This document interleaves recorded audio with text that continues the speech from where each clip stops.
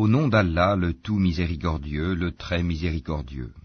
Louange à Allah qui a fait descendre sur son serviteur Mohammed le livre, et il n'y a point introduit de tortuosité, ambiguïté.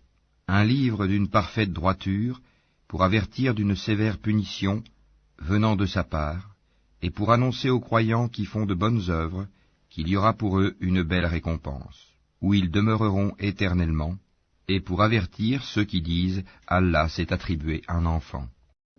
Ni eux ni leurs ancêtres n'en savent rien.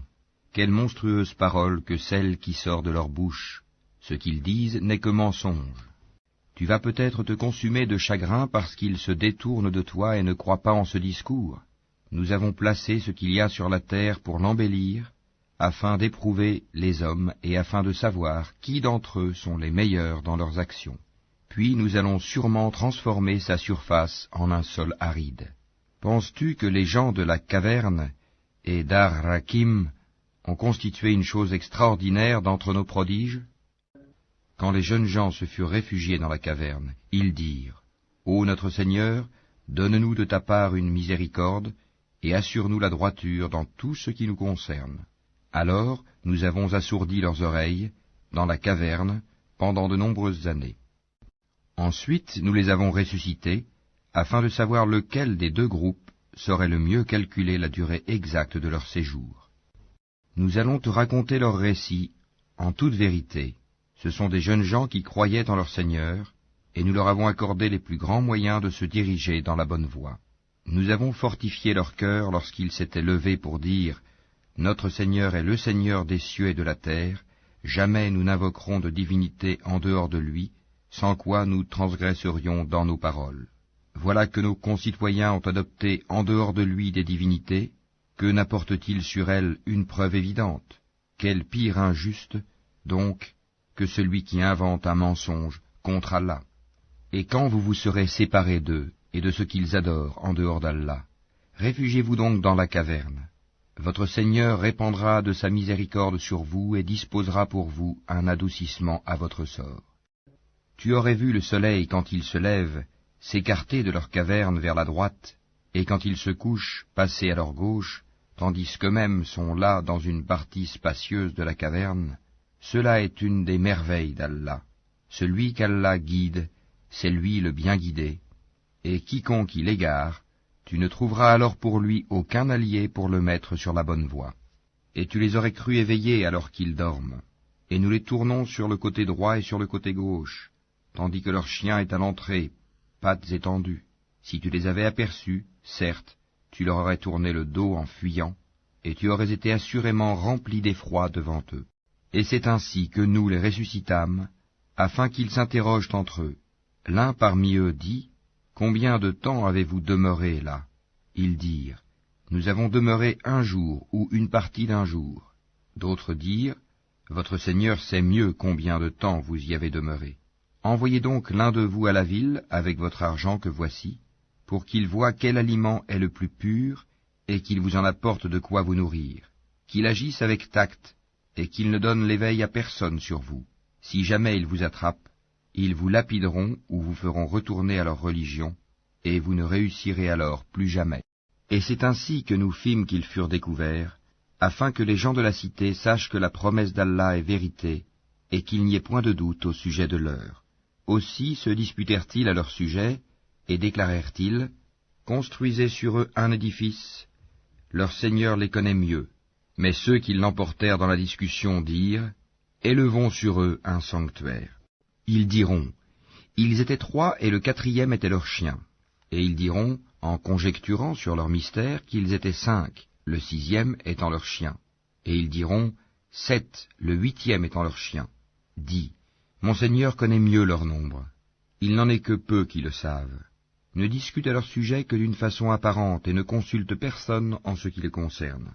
Et ne dis jamais à propos d'une chose, je la ferai sûrement demain, sans ajouter, si Allah le veut, et invoque ton Seigneur quand tu oublies et dis, je souhaite que mon Seigneur me guide et me mène plus près de ce qui est correct. Or ils demeurèrent dans leur caverne 300 ans, et en ajoutèrent 9 années. Dis, Allah sait mieux combien de temps ils demeurèrent là. À lui appartient l'inconnaissable des cieux et de la terre, comme il est voyant et audient. Ils n'ont aucun allié en dehors de lui, et il n'associe personne à son commandement. Et récite ce qui t'a été révélé du livre de ton Seigneur. Nul ne peut changer ses paroles, et tu ne trouveras en dehors de lui aucun refuge. Fais preuve de patience en restant avec ceux qui invoquent leur Seigneur matin et soir, désirant sa face, et que tes yeux ne se détachent point d'eux, en cherchant le faux brillant de la vie sur terre. Et n'obéis pas à celui dont nous avons rendu le cœur inattentif à notre rappel, qui poursuit sa passion et dont le comportement est outrancier. Et dis, la vérité émane de votre Seigneur. Quiconque le veut, qu'il croie, et quiconque le veut, qu'il mécroie. Nous avons préparé pour les injustes un feu dont les flammes les cernent. Et s'ils implorent à boire, on les abreuvera d'une eau comme du métal fondu brûlant les visages. Quelle mauvaise boisson et quelle détestable demeure. Ceux qui croient et font de bonnes œuvres, vraiment, nous ne les laissons pas perdre la récompense de celui qui fait le bien. Voilà ceux qui auront les jardins du séjour éternel sous lesquels coulent les ruisseaux. Ils y seront parés de bracelets d'or, et se vêtiront d'habits verts de soie fine et de brocart, accoudés sur des divans bien ornés. Quelle bonne récompense et quelle belle demeure. Donne-leur l'exemple de 2 hommes. À l'un d'eux, nous avons assigné 2 jardins de vignes, que nous avons entourés de palmiers, et nous avons mis entre les 2 jardins des champs cultivés. Les 2 jardins produisaient leurs récoltes sans jamais manquer, et nous avons fait jaillir entre eux un ruisseau.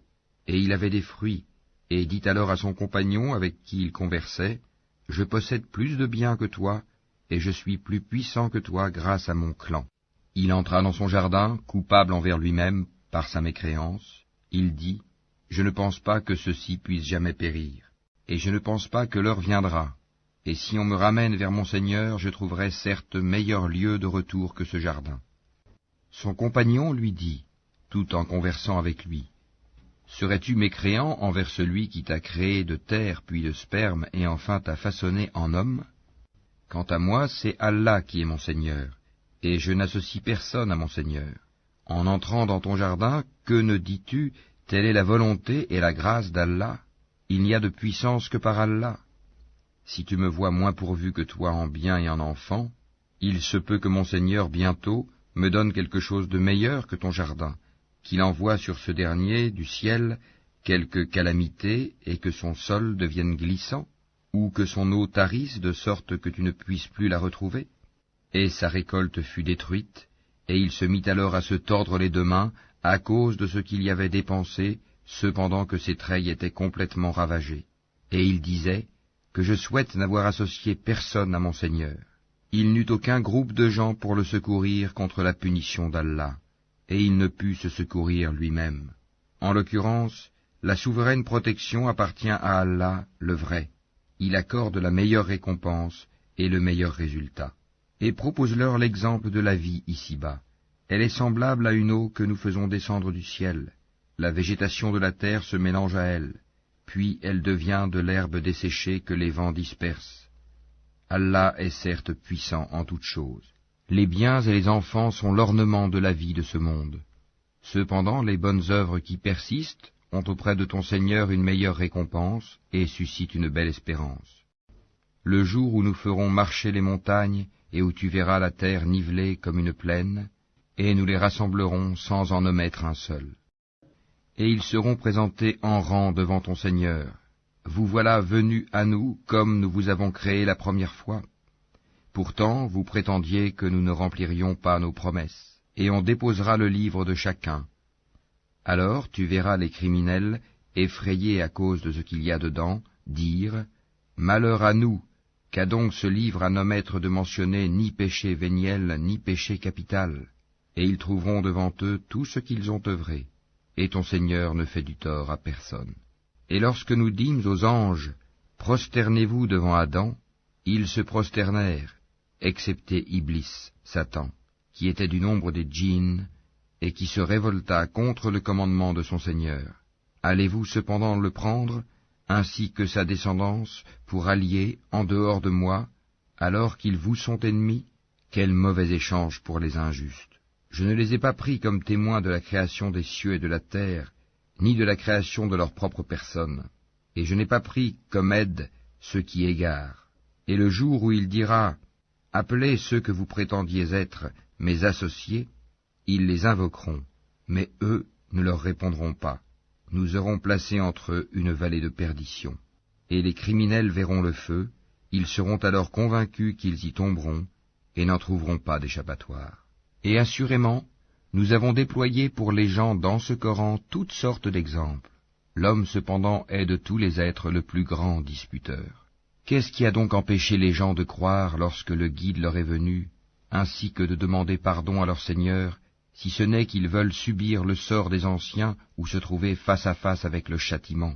Et nous n'envoyons des messagers que pour annoncer la bonne nouvelle et avertir, et ceux qui ont mécru disputent avec de faux arguments, afin d'infirmer la vérité, et prennent en raillerie mes versets, le Coran, ainsi que ce châtiment dont on les a avertis.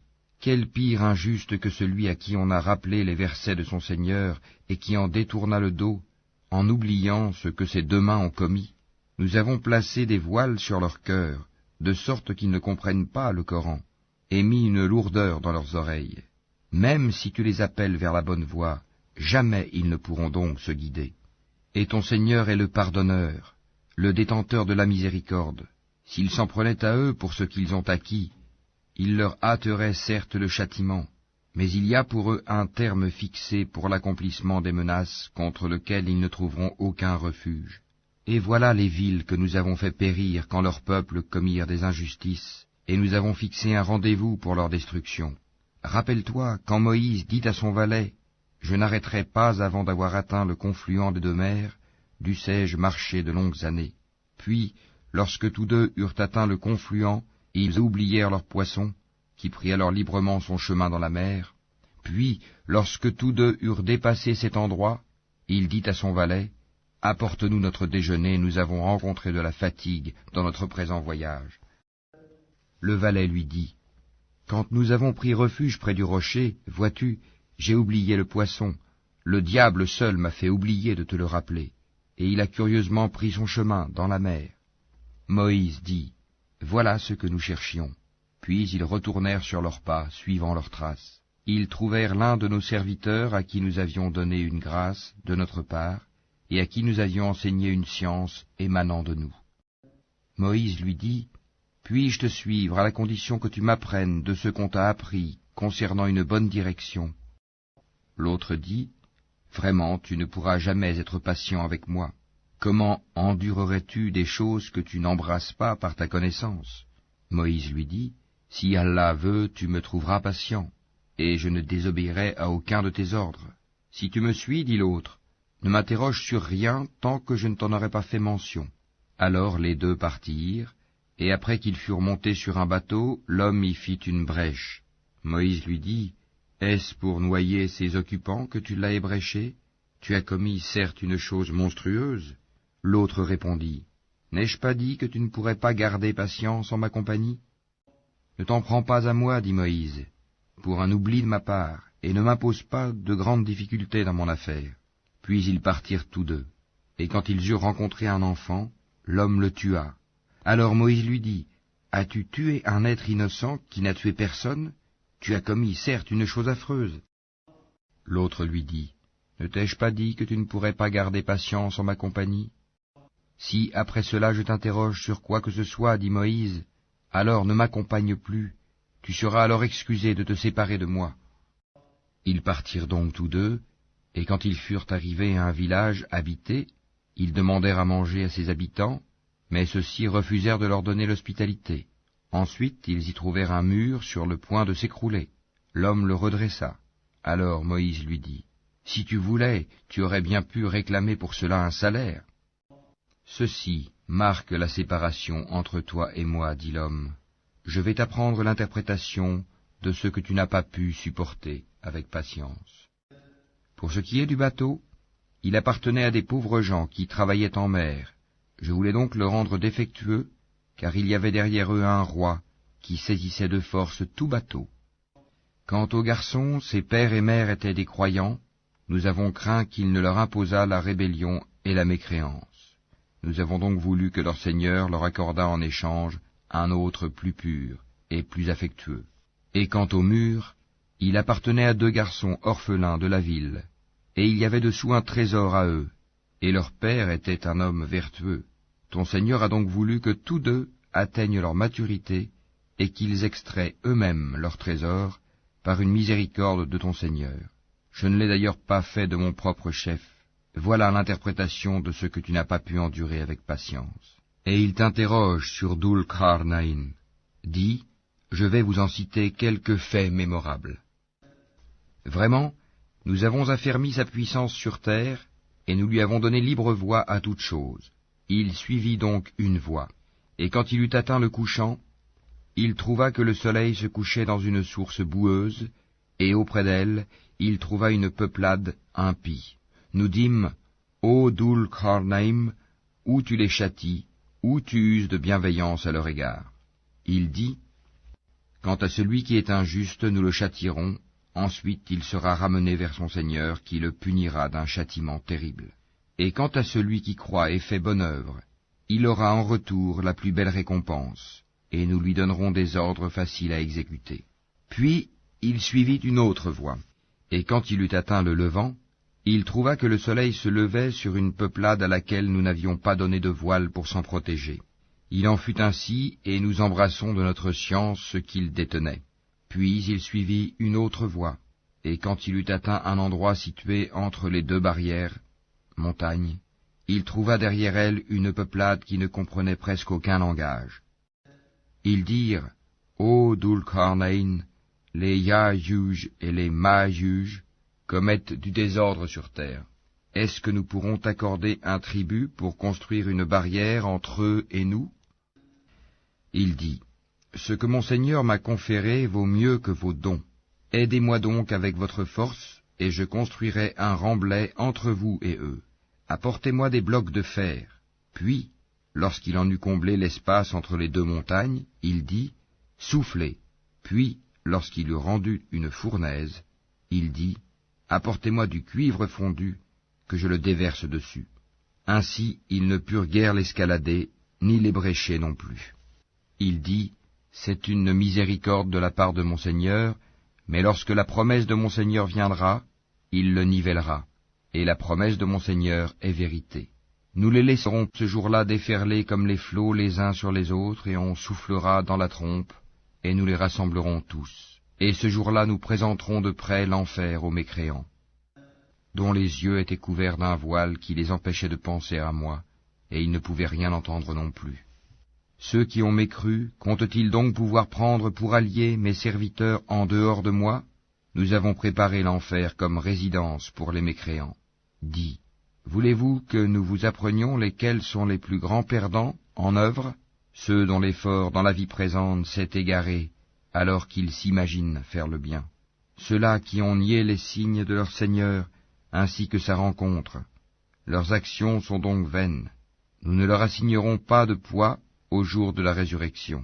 C'est que leur rétribution sera l'enfer, pour avoir mécru et pris en raillerie mes signes, enseignements, et mes messagers.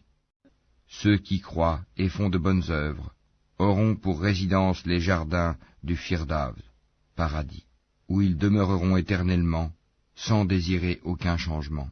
Dis, si la mer était une encre pour écrire les paroles de mon Seigneur, certes la mer s'épuiserait avant que ne soient épuisées les paroles de mon Seigneur, quand même nous lui apporterions son équivalent comme renfort. Dis, je suis en fait un être humain comme vous. Il m'a été révélé que votre Dieu est un Dieu unique.